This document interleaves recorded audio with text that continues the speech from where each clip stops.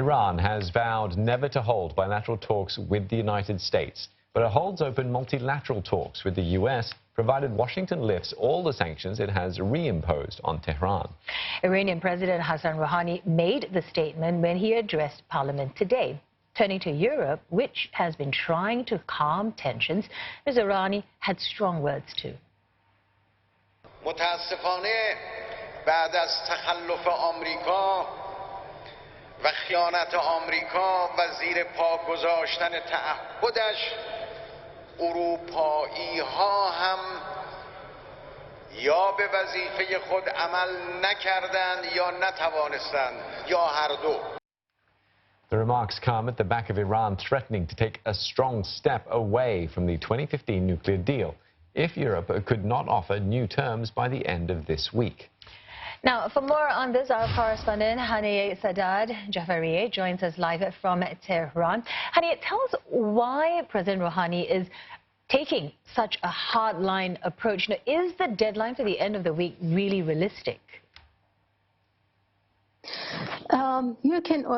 Iranian government does not believe it to be a hardline approach because it says that it has been patient during the past 16 months since the unilateral withdrawal of the U.S. from the JCPOA. And what Iranian officials say that they are doing is that they are protecting Iran's economic interests. And they say that they are they're doing their best to preserve the JCPOA, and they're holding talks with the other parties. And as President Rouhani said it today, if the other parties can live up to their commitments, Iran will reconsider scaling down its commitments, and if not, it will take the third step of scaling back within a few days. And as you know, Iran started to scaling back its commitments since May, and Iranian officials say that the Europeans have had enough time to take measure. And as President Rouhani says, Iran can go back to the starting point at any given time that it desires. And what then does the European Union have to do to prevent Iran from scaling back its nuclear commitments?